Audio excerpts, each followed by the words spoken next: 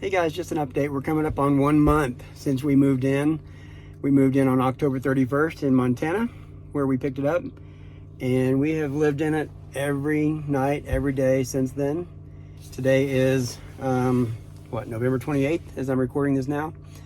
And we both adapted pretty easily, I'd say. We've been looking forward to this for so long and planning for it. And even got even more real as we were getting the house ready to sell, and I'm getting close to jumping into this. So we were just ready, and we're doing it. So it's been good. It's been fun. Let's see, what else would I report? An example of something you come across in this life is the campground we're at in Golden, Colorado through Wednesday of this week. Was working today on their water main, which affected the site that we're parked at. So they warned us, that the water might be affected while they do the work and stuff. And Rhoda and I just went to the main building at the campground. I've been using the fitness center in there, and they have a pool table. So we went over at 4:30 after work. 4:30 Mountain Time means we're well past 5 Central Time. We went over and shot some pool, and that was fun. So we asked him how the water main work was going, because the general manager was behind the desk there, and it didn't go well at all. So all kinds of problems, multiple leaks. One of the pieces of heavy machinery they were using blew a hydraulic. So pretty much everything that could go wrong did. So the good news is, even for newbies, we knew to keep some water in our fresh water tank. So we have a good supply of water we can get through probably several days. The issue being that you can't trust the sensors in these things, the tank sensors. It shows we're 2/3, which is 100 gallons or more if it's 2/3 full. So that's plenty. And then the manager said he would probably send a message out tonight to everyone in the campground and let everybody know that tomorrow morning in a certain window of time, they're just going to turn that back on. It only affects people in certain parts of the campground, which we happen to be part of. So they'll turn it on, and they'll have a big pump in there pumping that water out, but it at least will pass water to us at our campground. We can go ahead and add water to our fresh tank if we need to or want to. So we'd probably be fine either way, with or without doing that. And there's shower facilities, bathroom facilities on site. So, worst case, it's a 20-yard walk, roughly 30, 40 yards, something like that, 20 to 40 yards. And we could be at a building with free facilities there. So yeah, that's just kind of one of the curveballs that comes. Another one is tonight here in Colorado, they're expecting 6 to 12 inches in the higher elevations. And I think 2 to 6 is what they're calling for where we are. Depends on who you listen to. National Weather Service is saying 2 to 6 last I saw. And the iPhone weather app is saying 1.33 or something like that inches overnight.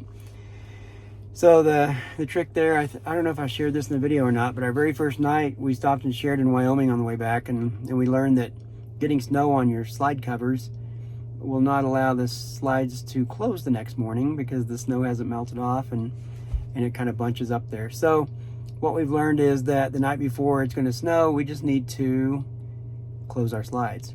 So it's gonna crimp the space, but there's still room for us to sleep, and we just have to be ready for that. Once the snow has stopped, of course, we can push those back out.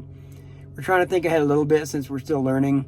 Rhoda realized that probably if there's happens to be several inches of snow on top of the motorhome, that if we push the slides out, there's a chance as it melts that could slide off and get on the slide covers.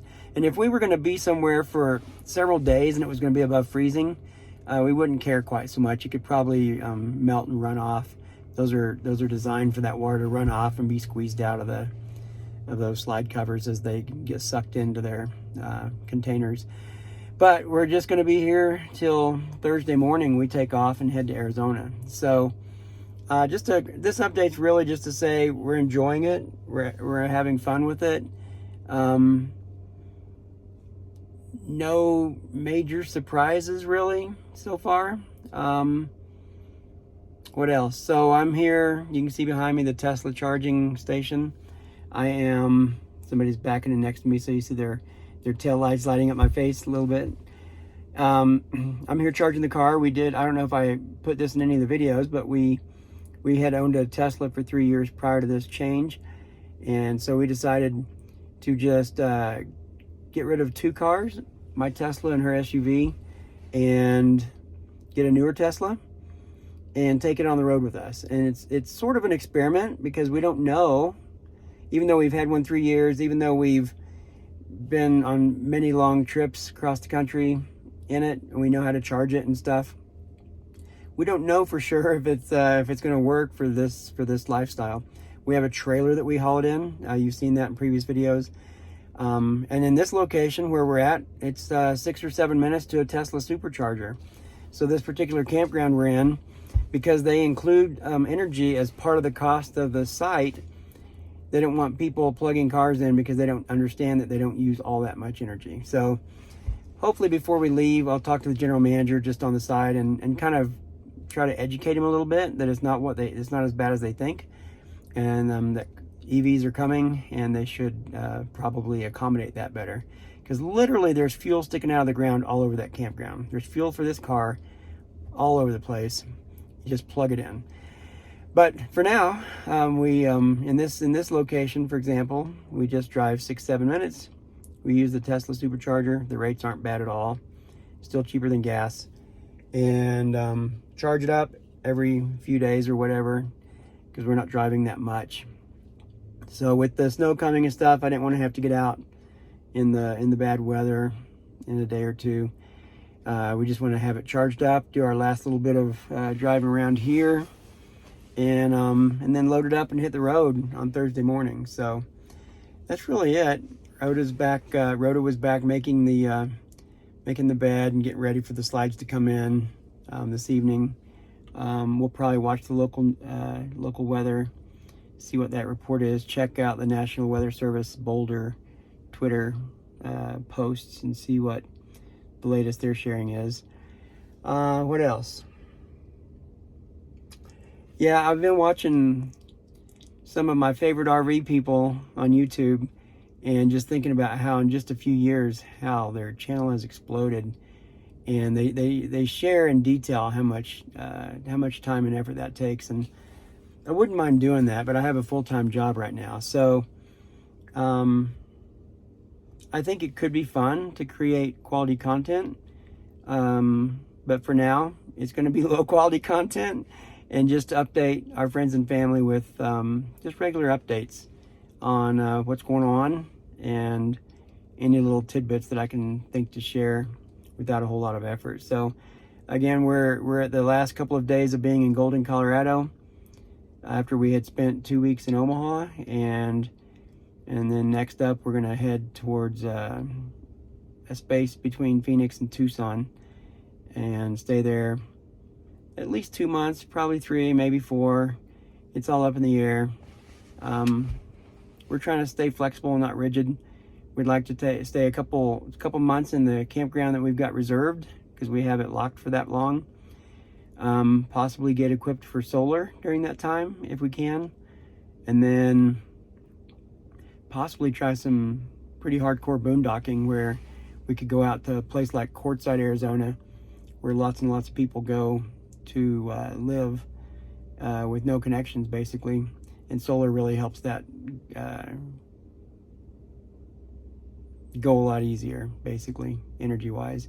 So, and there's lots of water sources and dumping locations around that area because there's so many people. Look up Quartzsite, Arizona RVs or motorhomes or something sometime, and you'll see hundreds of thousands of people move into this little town, around this little town of just 2,000 or 3,000 people, and park out in the desert, Bureau of Land Management spaces with no hookups, and just some of them spend months and months there. So we do want to give that a try. We're going to drive out and check out Quartzsite once we get set up in Arizona, just to see it for ourselves. Maybe get a idea in mind about going to stay there. Figure out how that would work before we actually commit and dive into that piece. So, and then after that, we just don't know yet. We've got ideas of what to do next, but nothing's locked in stone. And we're trying to be smart. Diesel prices are pretty high, honestly. They're terribly high. And we're just trying to be smart about not zigzagging across the country a whole lot. We're trying to go in a particular direction and map our plans towards towards a direction and not do a lot of back and forth. So for example, we know probably in September we want to go to Red Bay, Alabama and let Tiffin do some repairs and warranty work. Get as much time under our belt with it and as many things as possible on that list and have them take care of all of it at once. So we just don't want to zip over from Arizona to Red Bay and back to Omaha and then have some more stuff come up and back to Red Bay. So we're just trying to plan our routes around the idea of doing things we want to do and do it in a way that's as fuel efficient or as fuel wise as we can, because it is not cheap to drive the big rig down the road with these diesel prices. So that's all. This is the longest video yet. I'm mostly just making stuff up as I go here, but I want to give an update. We're still enjoying it. Rhoda still doesn't want to be on video much, so we'll keep working on getting her to join me more in future videos. We've had some requests that since this is traveling with Troy and Rhoda, where's Rhoda? So you've seen her once for sure. Anyway, any feedback is good. Topics that you want discussed or questions you have, certainly we'll accommodate every way we can. Thanks. See you next time.